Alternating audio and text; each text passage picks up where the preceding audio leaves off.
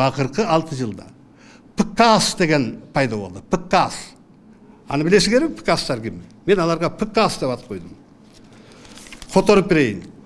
Профессионал, кошоматчы, алдамчы, саясий сойкулар. ПКАС кыскача. Мына ушулар президентибиздин айланасына келди 6 айдын ичинде. Бүгүн алар саясий коррупциянын көмүскөдөгү бийлик. Көмүскөдөгү бийликти ошолор жүргүзүп атат. Баягы былтыр 20-жылдан кийин мекенчил садыр менен бийликке келген мекенчилдер жок. Алардын ордуна ПКАСчылар ээлеп алды. Мен аттарын атабай эле койгон, өзүңөр жакшы билесиңер, эсептеп бергиле. Алар мурдагы бийликтердин шопурунун шопуру болуп жүргөн.